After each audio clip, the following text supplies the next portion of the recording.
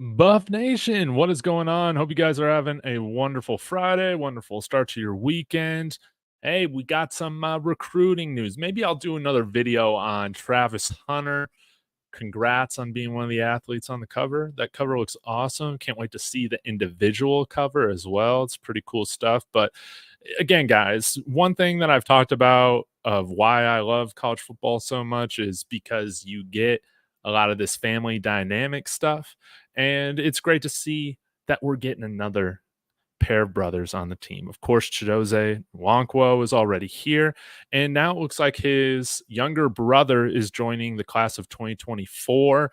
I believe, y'all correct me if I pronounce his name wrong, Chijioke Nwankwo, defensive tackle. We'll see kind of what he can become. I think that we have right now, after this commitment, if he is a scholarship player, I think we have 6 or 7 spots left. And so one thing that I talked about was filling the back end of this roster. Maybe we can have some guys that we develop on or develop with over the next few years, and we'll see what happens. But I'm going to go ahead and roll the highlight tape here in just a minute, but wanted to give you some other information on him from what I could find. Of course, congratulations on coming here, Chijioke. We're pumped to have you here, and we need some more defensive line talent.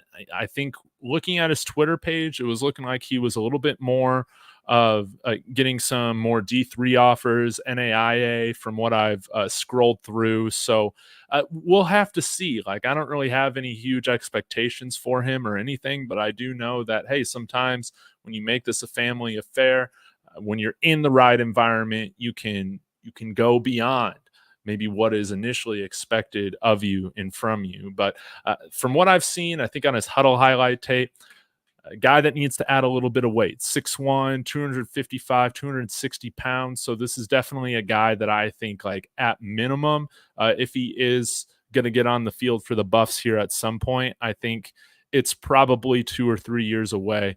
We'll see what effort and what amount of time he puts into the weight room, nutrition, all of that. Again, some of these players can have a growth spurt after they enter college and they're here. So we'll just have to see. But I always think that this is pretty cool stuff to have brothers on the team. Y'all know how many pairs of brothers we got now. I think it's 5 or 6. So let me go ahead and actually pull up his highlights, rather, and we can go ahead and get started with these. And 6'1", 255 pounds.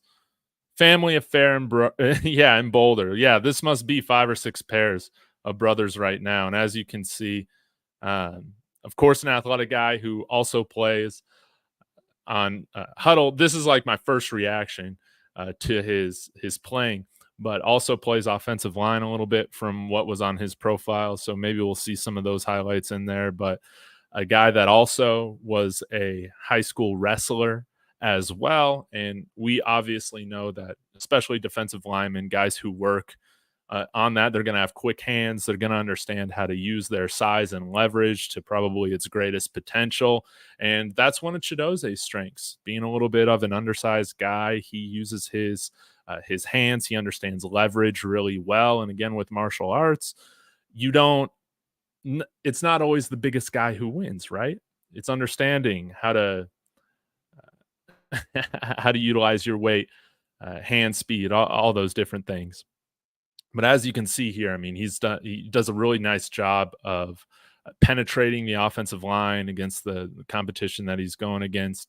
And yeah, and you like to see him keeping his feet moving right there. And whenever, in my opinion, whenever you get pressure from, is this the Kansas State Stadium? No, surely not. But whenever you're getting interior pressure from an interior defensive lineman, I just always kind of see that as icing on the cake. And I think athletically, 6'1", that's great. Now it's all about adding size to that frame.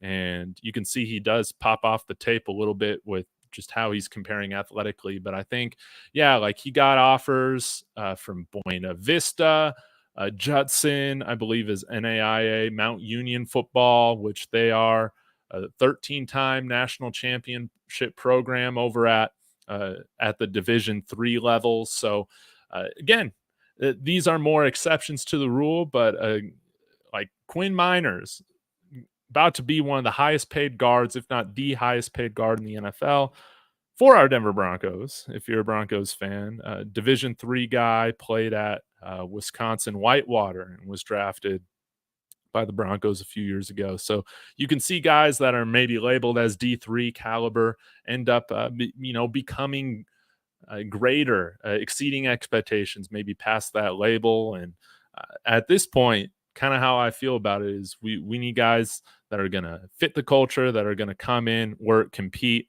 and we got a handful of scholarship spots that we have open. So I don't have an issue with this. Again, I think it's one of the things that I love about college football is having brothers on the team. And when you're in the right situation, when you're around your older brother, when you're around other people that you already know, I'm sure you already know some of these guys.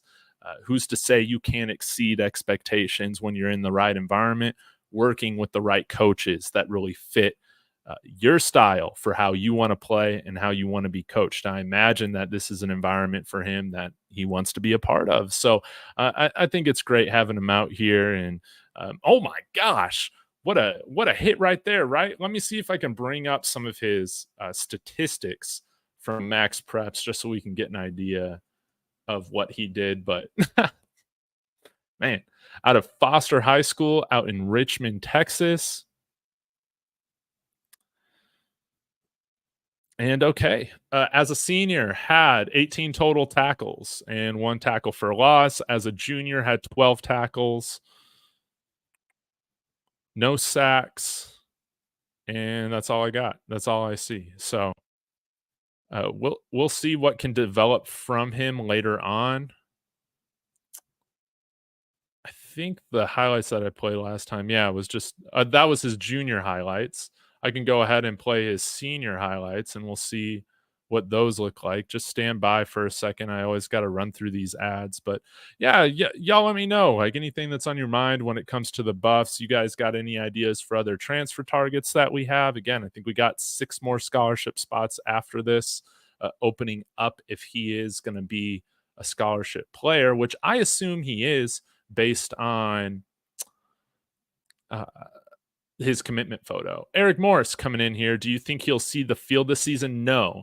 If he is still around that 260 pounds ish, I don't think you'll see him. So, again, on his first video, he measured 6'1, 255 pounds, and that's just a little too undersized for what we need. I think again, unless you're one of these blue chip prospects coming in here as a freshman, um, getting even part-time playing time as a true freshman is in my opinion, that exceeds expectation for like 90% of the guys out there. So I would see Chijioke as one of these guys that here, let me go full screen, as one of these guys that will need a couple years in the weight room at least, put on some weight, get to that 280, 290. Maybe he transitions to like a 3 tech or something like that rather than a nose than where his brother's at. I'm not really sure. But you can see, I mean, I think he's a pretty good athlete for what, especially compared to, some of the other guys that we see on film here. Seems like he's a relentless worker, never given up. But yeah, he's athletically, I think, in strength wise, he's going to have to put on some weight and strength to get on the field and compete at a Big 12 level. So yeah, we'll have to see. Pa, good to see ya. Says, love the family in Boulder. Maybe I'm drinking the Kool-Aid, but I think recruits' parents love seeing this stuff, like family choosing Boulder over other places. I think it will pay off with other kids later on. Yes.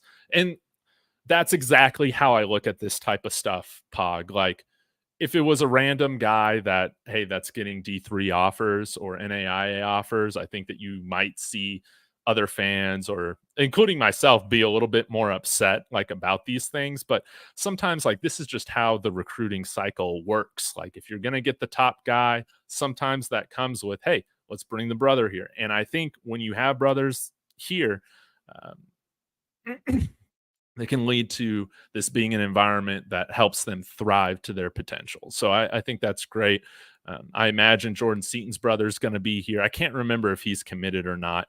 I think he's a scholarship, but guys, I'm not really sure. It was just based on the photo, the commitment photo that I saw. So I'm not really sure. But he was getting some D3 offers, and uh, D3 doesn't have scholarship players, if you guys were wondering. So I imagine CU is a little bit more of an expensive school than some of these other out of state programs that he got offers for. So that's always something to keep track of. But maybe one of y'all can clarify for this for me. I did look before I got on here, looking at the scholarship chart, and it hasn't been updated with his name on it yet if he is going to be a scholarship player. But I think some of these things, again, it always works. We have a track record of doing this now, which, again, in my opinion, it's always worth it if there's a blue chip guy who has a younger brother, that maybe the expectations aren't as high, but we have a track record of saying, hey, we're okay doing this. We like to build this family environment. He's welcome here, just like we have with these other 5 brothers or so. And who knows? Give him a couple years in the weight room. Who's to say? Who's to say he can't surprise some of us, right, and get on the field here at some point? So, we'll just have to see. But at the end of the day, TK, I think that I've taken a little bit different of an approach than maybe I've had like a month ago, like right before the transfer portal window opened. And man, if this really is just AAU type college football stuff now every year, where you're going to see 50% of every college football roster just flip over, I'm not going to be upset about where the last like 6, 7, 8 scholarships are spent. Yes, Eric Morris, I do see some like holes. I guess it depends on what type of grading scale you have.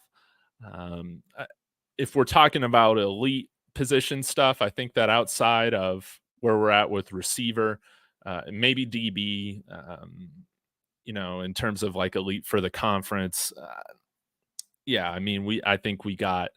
I will always welcome another guy coming in at this at every other position than what I just named. But I think, like, if we're just trying to get to like college football, like half decent type of level, I'm still a little iffy about where we're at with the tackle position. Again, long term, I feel very good about it with some of the guys that we've brought in, and of course Jordan Seaton here. But with some of the more veteran type players that we brought in at right tackle, I'm just not sure if we're going to see much of a difference than what we saw this past year. We'll have to see. I do think Jordan Seaton's going to be better than Tank. That's my hope, right? This first freshman year, true freshman. But again, we saw Caden Proctor. Somebody brought this up to me in the comments, and it really opened my eyes. I think Caden Proctor gave up double-digit sacks last year. So we'll just have to see.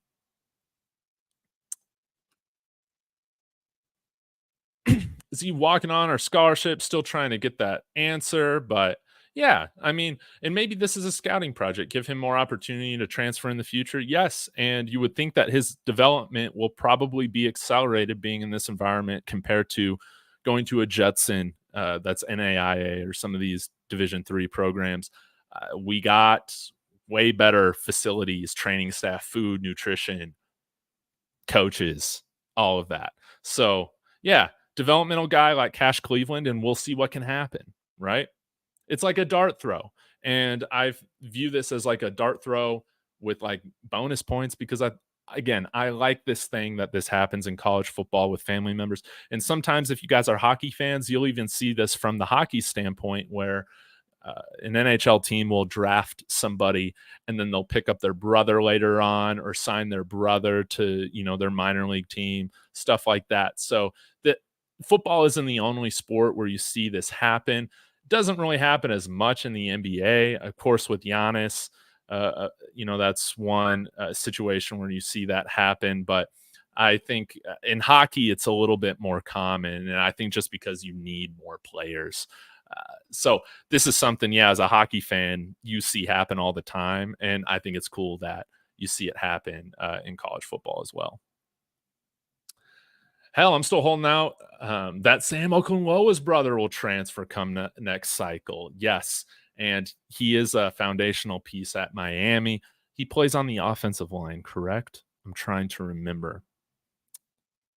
Yeah, exactly. We'll see him redshirt.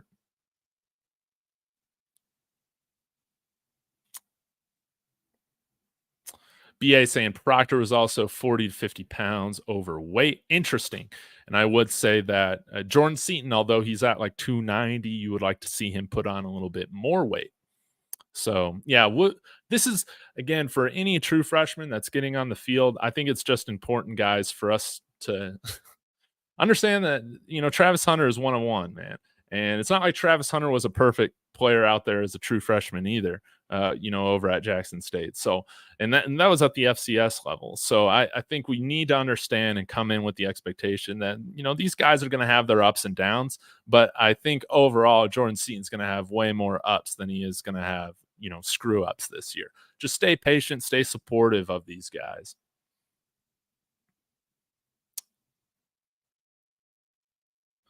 It would be hard to do worse than the left tackle and left guard play we had last season. You're absolutely right.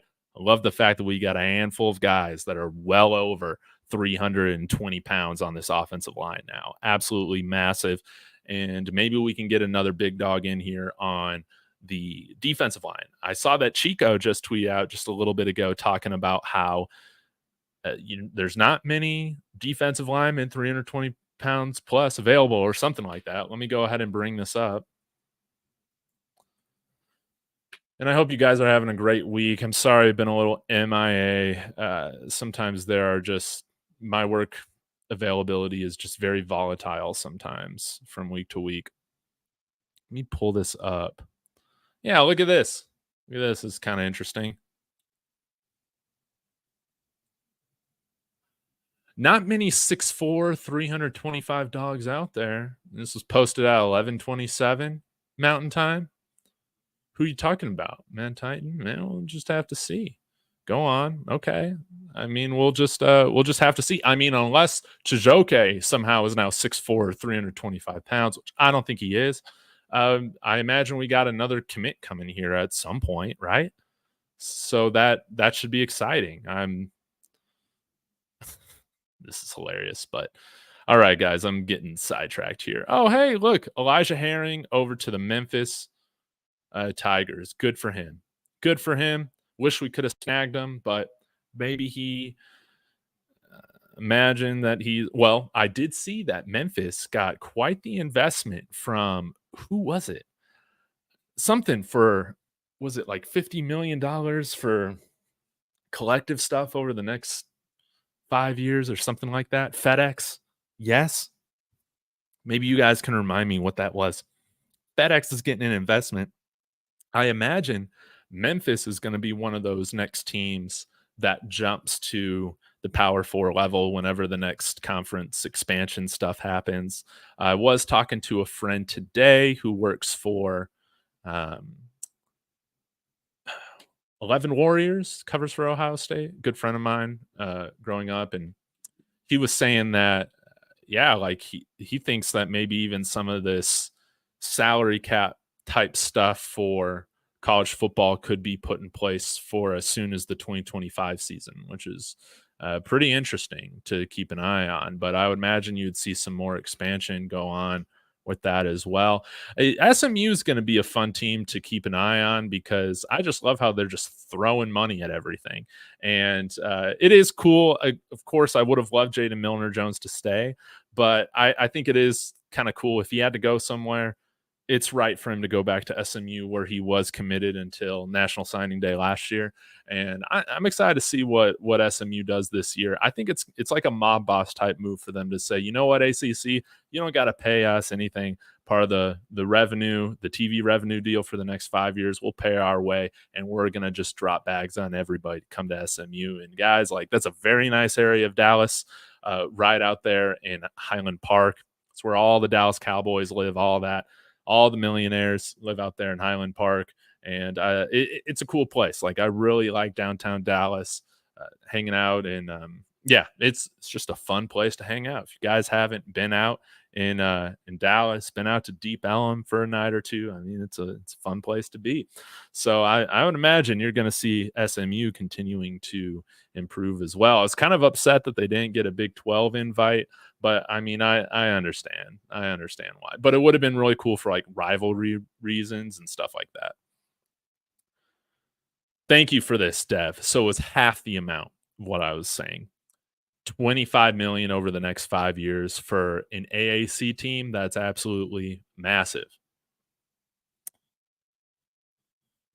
That's cool. So hey, best of luck to Elijah Herring and guys, man, I can't wait for college football. I'm hoping that I can get one of these PlayStations this summer so I can get the video game, but I got some other things that I need to take care of first before I start dropping $600 on a video game system and a video game and whatnot. But it's going to be a lot of fun.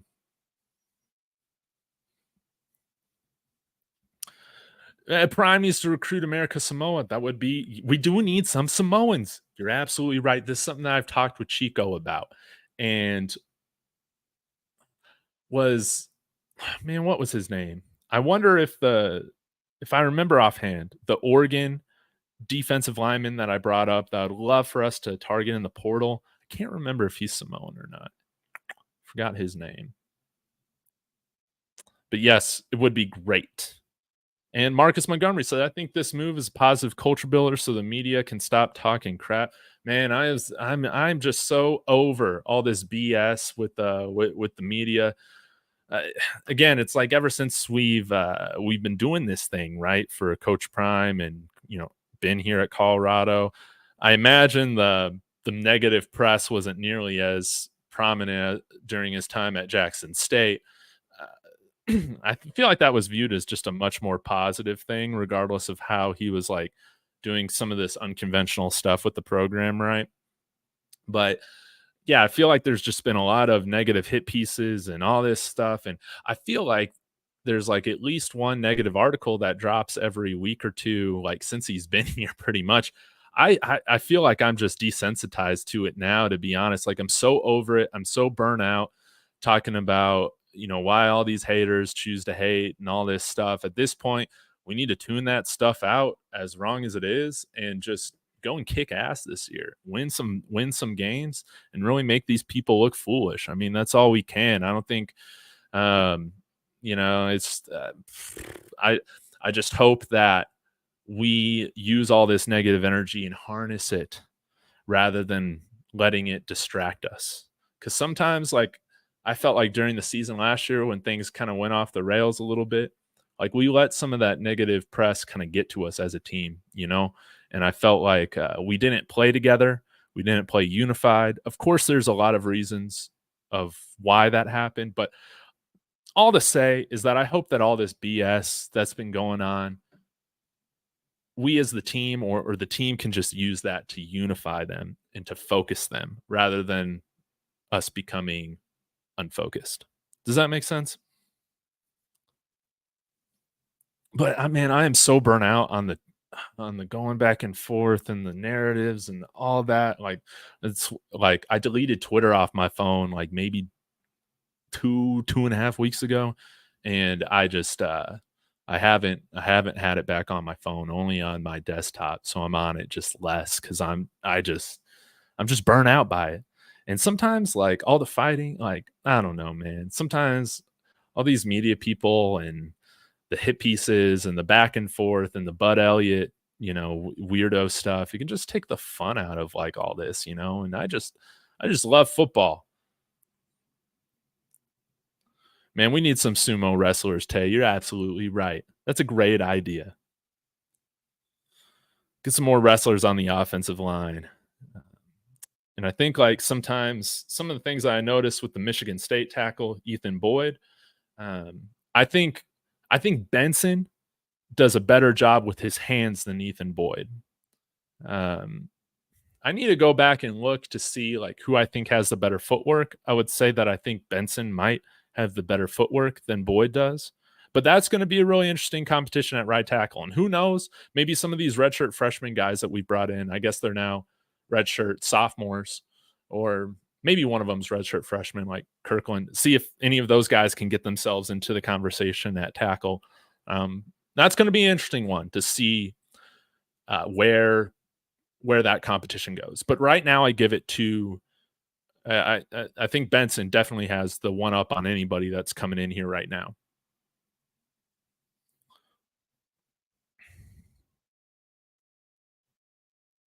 See, this is what I'm saying, Gearhead, is have Chico st- create a camp like out there for, or at least help connect people with the camps that are going on there in Hawaii, right? And we need to take a page out of what Utah's doing. I mean, I know that Utah has just had so much more of a prevalent presence out there over the years, but it would be nice to start getting in there. But yeah, I don't know exactly why we haven't targeted more Samoans.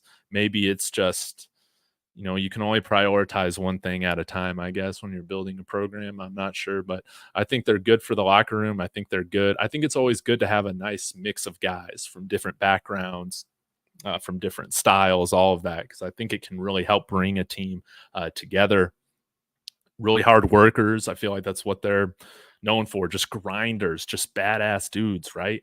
And, you know, it's kind of funny. Like we bring in guys from Florida, then if we bring in some Samoans from, out in the Pacific, I mean, I just think that it's cool stuff.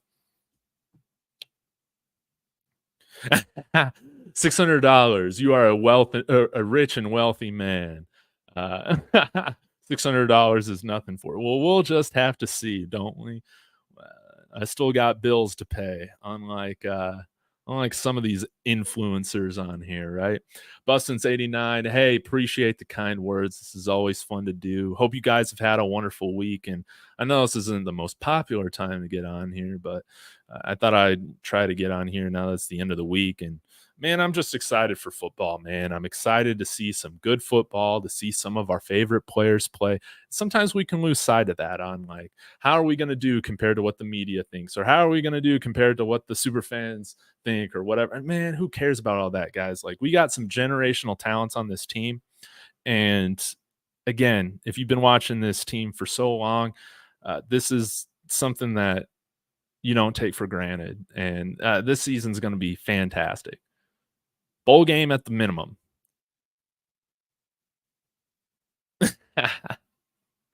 Toxic, man. Yes, X is just very toxic, man. Sometimes, like, again and again with text, it's like you can always, you things can be taken out of context. Even if I'm trying to say something positive, man, people take that the wrong way, or all that. Then you got to explain, and sometimes I just get so burnt out from it.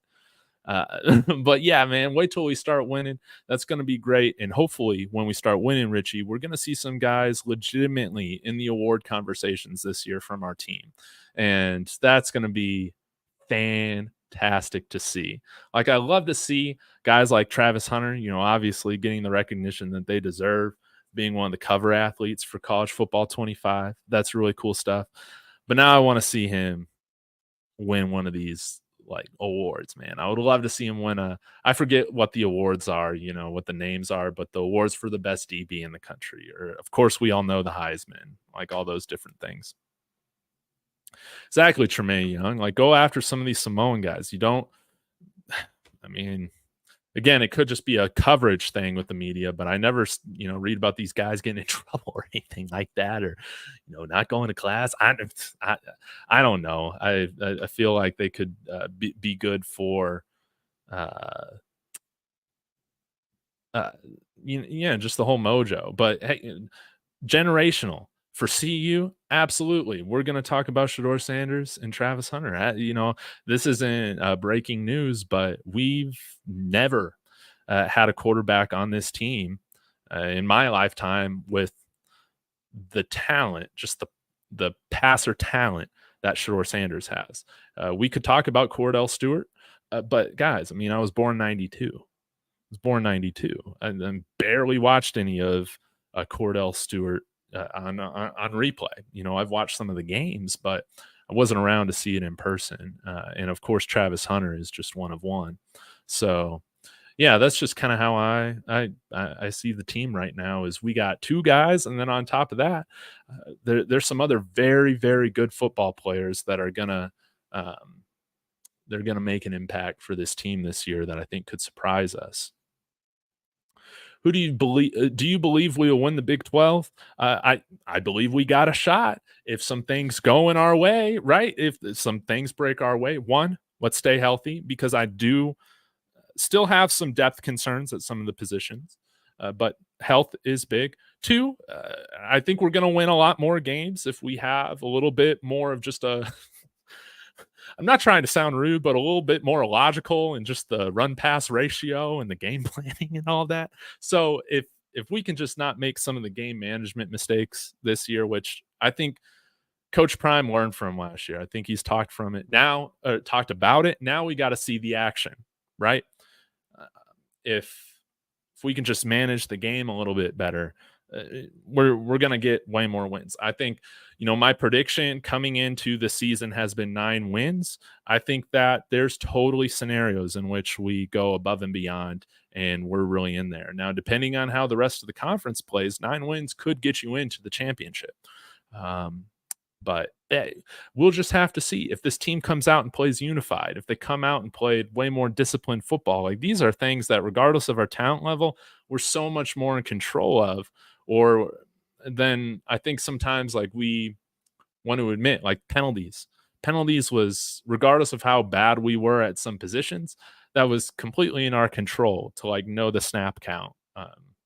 To know how many players we have on the line, to know how many defensive players we have on the field, to know who we're blocking on a field goal block, right? On a field goal kick.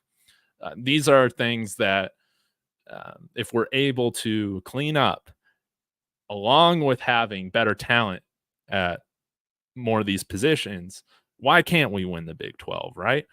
But the other thing too that we're not really talking about is like we saw this team get their ass kicked a couple times and we never really responded to it after that. We had some really hard opponents to start off conference play with Oregon and USC, and we never bounced back from.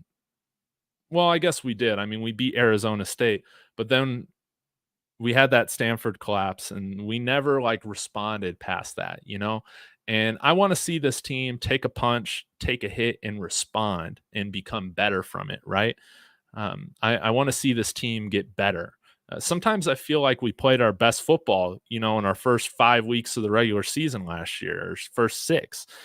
Ideally, that's not how you want to see it done, right? You want to see guys improve, gain confidence, all of that. And I think if we're able to kind of more so follow that trajectory of growth throughout the season, then that's when we can get some of the wins that I would deem more so upsets. I mean, we have some really tough opponents to end the year. Thank goodness they're not at the front of conference play, but remembering offhand, I think it's like Kansas State, Kansas, Oklahoma State, some really tough Big 12 opponents. But if we take that trajectory of playing our best football later in the year, who's to say we can't beat some of those guys? But I want to see us take a punch and bounce back and respond. That's one of the biggest things that I'm looking forward to hopefully seeing this year is a difference with this year's team as to last year's.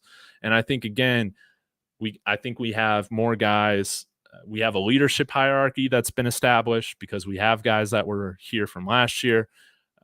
I would have liked to see a little bit more continuity with the coaching staff, but we have enough continuity of leftover coaches, well, guys that are staying on here from last year, and then guys, again, whether they're players or coaches, they understand what they're getting into right now. From a media and a coverage standpoint, like I don't think anybody could have predicted just the absolute media like guys, I never would have expected to see ESPN college football game day and then the big noon kickoff like here like multiple weeks. Like that stuff was just insane. Like all the primetime games, fantastic.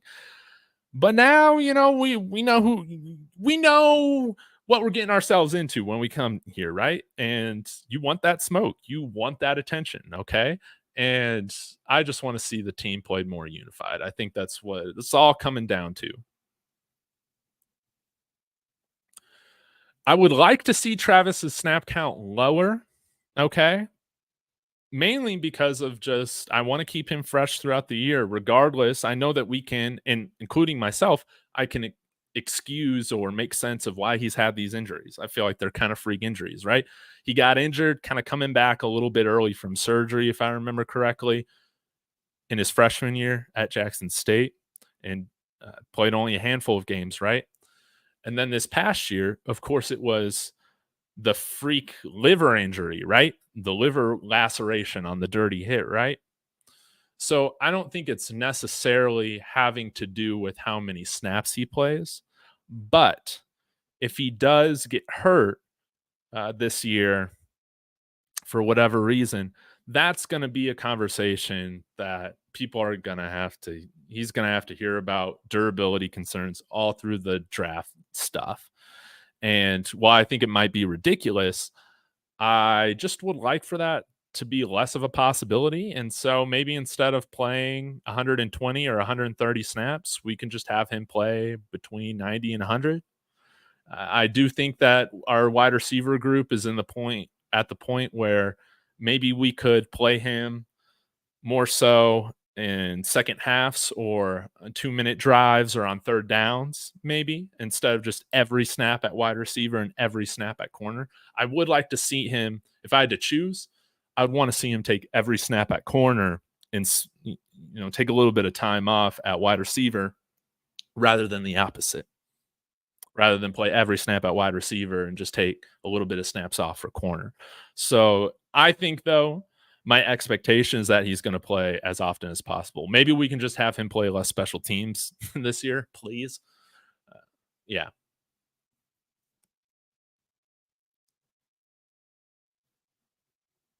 Yeah. And that one was just, it was just inexcusable from a game planning standpoint. And while I don't think Pat Shermer is some offensive genius guru, I think he's capable. I think he meets the threshold of what it takes to be competent, right? And so hopefully you won't see just game plans where we're just that are just absolute dog shit. I don't think you'll see that. Yeah, yeah. Travis had surgery on his ankle and then aggravated it against FAMU. Again, I just want to see Travis Hunter play a full season, you know. And again, while these have been freak injuries, I just don't want to see that conversation happen all draft season. No, it doesn't necessarily have to do with like X's and O's and stuff, but I want to see him go top 5. If he gets hurt, I think there's definitely a possibility that he could drop out because it's like you drop out of that top 5 because you haven't played a full season and you've had 3 opportunities to do that. But yeah, hopefully this is a conversation that we never have to have. But man, yeah, if we can get in on that college football playoff bubble, I mean, that would be absolutely, absolutely insane. Um, I think we can get there eventually, right? And sometimes, like, I don't know, I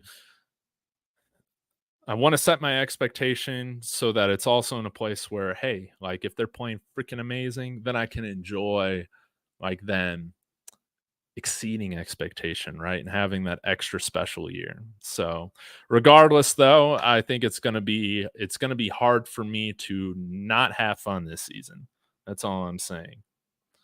I think that could be fair, not falling out of the top 10 because yeah, guys get drafted all the time in the top 10 with concerns of, all sorts of things, um, I'm was JJ McCarthy top 10 or was he picked 10? Guess he was picked 10. And, he's got all sorts of question marks with his type of profile, different ones, not the injury concern, but y'all get where I'm going at. So, EA, I'll answer this one. And then I'm going to get out of here. And hopefully, my Nuggets, man, we can actually not look like we're half sick out there. Credit to the Timberwolves, man. They were a team I was very nervous about all year, and I am not surprised to see them locking us down right now. Okay. So hopefully my Nuggets can get it done, but I think whoever wins this series is going to win the title. And I think the Timberwolves, man, how can you not like the Timberwolves? They're a very fun team. Anthony Edwards, my favorite player outside Denver right now. Anyways, EA, do you think Chainsaw Chaney from FAMU will play immediately? We wish him well from the Rattlers, yes, and I love to just see another connection out here with Coach Riss. I think I got my dog catcher, Coach Riss shirt coming in the mail here soon. Yeah, I think he will. I don't know if he's going to start or be one of the main rotational backs to start off with, linebackers to start off with, but I think I would put him in our top 4 or 5 linebackers right now. We have to see at minimum. So I think he will get time. Again, that's a position where we see injury happen all the time. I do like that he's one of our 3 biggest linebackers. I think we only have 230 plus pound linebackers on the team. He's one of them. And it would not shock me at all if we see him play over somebody like Levante Bentley or Trevor Woods, most notably. So y'all let me know your thoughts. JJ was picked 9th. Thank you for that. All right, guys, I'm going to get out of here. I'm going to get some dinner. And again, hopefully my Nuggets can pull up an upset, man. I'm not feeling good about this game going into it, but we'll just have to see. We'll just have to see. Oh, I will say this. Jokic winning MVP. Congratulations. I think there were a lot of other guys fully deserving of winning it this year. SGA on the Thunder. We had Luka, of course, on the Mavericks, but this is kind of how I view it. I think a lot of people gave Embiid the MVP last year for wrong reasons. Then he saw Jokic just go on his rampage to win the title and MVP, finals MVP. And I feel like this was more so the voters doing him a solid this year rather than because they screwed him over with Embiid. So, hey, y'all know I'll be drinking the Kool-Aid. I still got to put my bets on for a 12-0 season. I'll do that for you, Lamar. But hey, appreciate it, guys. Thanks for tuning in. Y'all have a wonderful weekend. I'm sure I'll be back at some point. And as always, Sko Buffs.